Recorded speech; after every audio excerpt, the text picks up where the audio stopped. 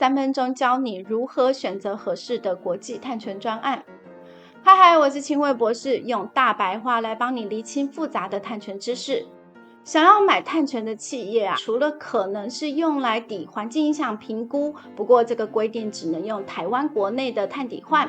或是未来抵用部分碳费的需求之外，现在买自愿性碳权的企业大多是已经面对国际绿色供应链的压力，或者是加入国际倡议呢，或是把低碳碳中和当作是自己产品定位的这些企业。而这些企业除了全力减碳之外，也会比较有动机要找到好的国际碳权专案。那要怎么样找到一个又好又可靠又划算的自愿性碳权专案呢？毕竟1分钱1分货，可也是自愿性碳权市场里面活生生血淋淋的现实啊。但是碳权真的也跟鸡蛋一样，有机友善福利鸡蛋和普通随便养的鸡蛋，吃一颗下去都还是会有饱足感，是有差很多吗？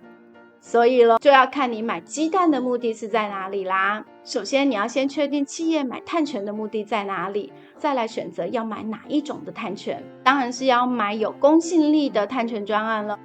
目前市面上有3大碳权发证平台，联合国的 CDM、私人的 Verra VCS 和黄金标准 Gold Standard。 联合国 CDM 机制虽然已经在2021年就已经退场了，但是它过去近20年来发证的碳权都还是在市面上流通着。联合国 UNFCCC 的碳抵换平台上也还在热卖中。CDM 最大的缺点其实就是良莠不齐，但是它最大的优点就是很便宜，很多水饺价的碳权可以随便挑相对而言 VCS 和 GS 的碳权就因为审查机制比较严格，发行量也相对有限，就比较高价了。尤其是海洋碳权这种珍稀的碳权在碳平台上的价格也是可以是普通碳权的3到4倍。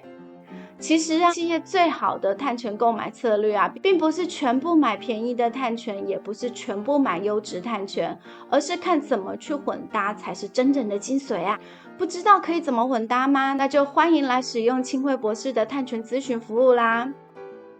如果你不清楚怎么样可以帮自己的公司做最好的碳权规划的，那欢迎来找清慧博士咨询让我用我的碳权专业帮你省下大把时间大把精力之后，你才会有更多的时间好好去发展自己长期的减碳工作